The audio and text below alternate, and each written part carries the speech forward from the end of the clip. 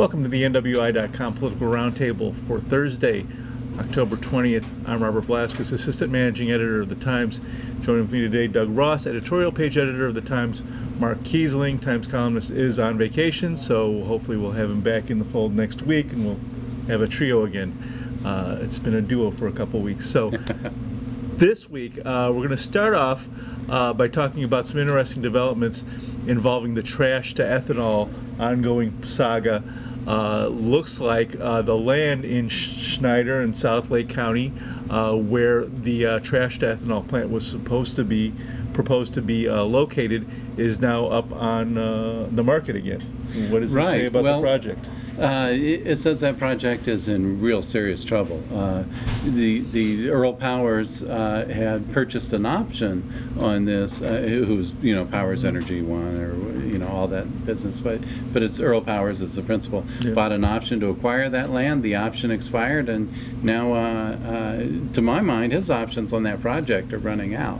Yeah. I mean, it's been almost 3 years. Next month it'll be 3 years since he signed that contract, and nothing. I mean, IDEM hasn't had a single permit filed. Yeah.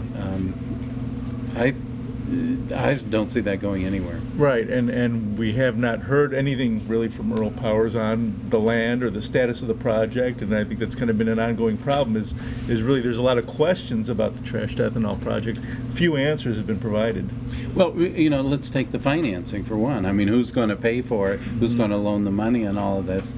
Well, I don't know whether this was true, but he had told Lakeshore Public Radio, if I remember right, earlier this year that it would be paid for with viaticals, meaning they basically buy out life insurance policies and take bets on essentially on when people are going to die and collect the money. So it's kind of a bizarre way of doing that. I mean, viaticals, there's a real market for that, but it seems a curious way to finance a business. It does. It does. Moving on, another development this week, very interesting, across the state line in Illinois. Governor Quinn said he would not sign the gambling expansion bill, but instead said what he wanted was a more focused expansion of gambling, which focused on 5 casinos, which would basically be on the border, including Chicago and the south suburbs, aimed directly at the Northwest Indiana casinos, aimed at taking away that market and keeping, as Governor Quinn said, Illinois dollars in Illinois. Right. I mean, this is essentially building a financial moat around the state of Illinois. There's a massive influx of gamblers to the casinos that are in Lake County. All you have to do is look at the parking lot and see what the license plates where the license plates are from, and you can see that. I'll be a horseshoe tonight. Yeah. And we'll be in the minority, I'm sure, with Indiana plates. But that's going to be huge. He's talking about one good thing he's doing is he's talking about not giving Chicago control of its own downtown casino. Right. So right. And Governor Rahm Emanuel seems to be okay. He's interested in getting a casino. Control over that, he's willing to talk. Right. He's more interested in the money than the clout. Right. So, can't blame him there. Right. Right.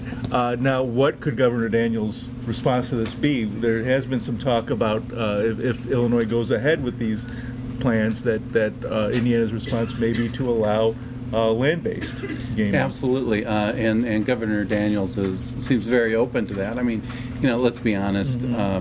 These casinos don't even have a crew that would help. I mean, whether they float.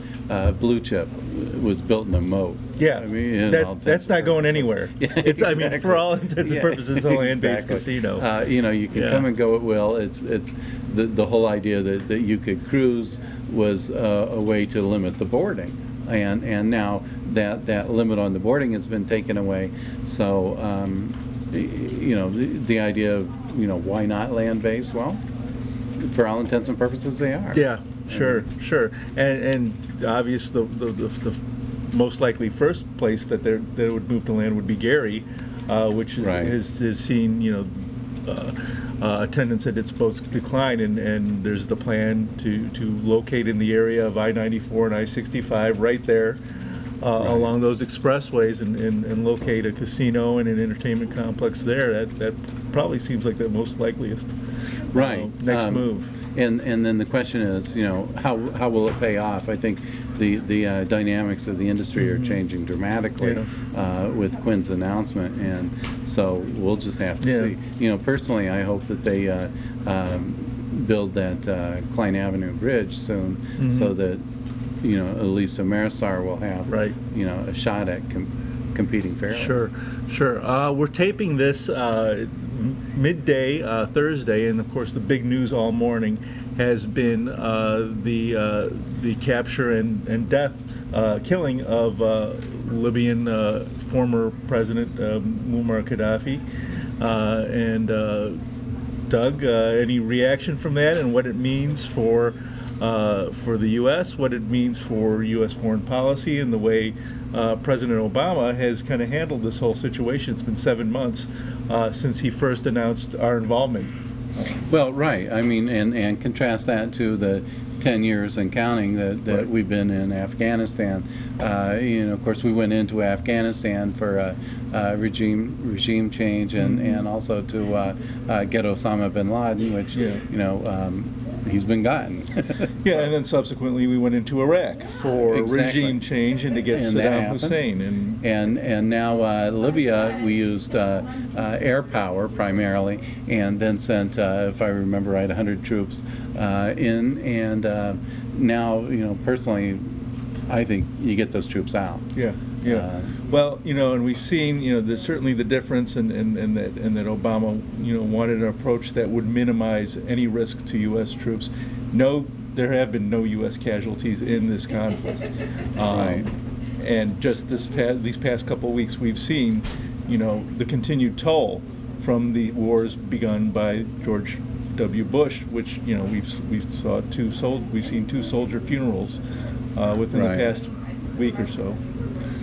Yeah, and now what happens in Libya, I think is anybody's guess at this point, because the question we're going to have to figure out as a country is, are the people that are the rebels who are now in control, are they worse than what they replaced? So we're going to have to wait and see. We need some people with a lot of wisdom and frankly, foreign policy savvy in place. Here we are talking about the Republican presidential candidates are very heavily focused on jobs, as they should be. And so is President Obama. And Hillary Clinton, she was in Tripoli. Secretary of State Hillary Clinton was in Tripoli yesterday. She's in Kabul today.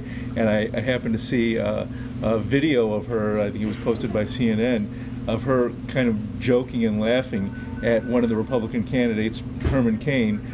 He famously said, who cares who the president of Uzbekistan is, kind of joking about that. And Hillary Clinton really made fun of, this kind of ignorant, kind of willing ignorance on the part of some of these candidates, Herman Cain in this case, joking about that with Hamid Karzai, the Afghanistan president. So it's a global economy. You're going to have to learn to deal with all the global players. And certainly, I think this is going to be, kind of interesting how things have turned since the last presidential campaign, where the perceived weakness of President Obama was his foreign policy experience, and the perceived strength would be his domestic policy. Well, it's kind of times changed. Times have changed, and I think that foreign policy, in terms of the Republicans making hay of his strength in the world, I think this is another I think evidentiary incident. Right, and as far as the Republicans, you keep coming back to the Lugar versus Murdoch race, where it's foreign policy versus extreme fiscal conservatism. So that'll It'll be interesting to see how all of this It will plays be out. interesting to see, and we'll of course bring you that, as well as all the other developments as we run up to the fall municipal elections. I'm sure we'll be talking about those in future weeks. So thanks for watching this week, and we'll be back next week with another political roundtable.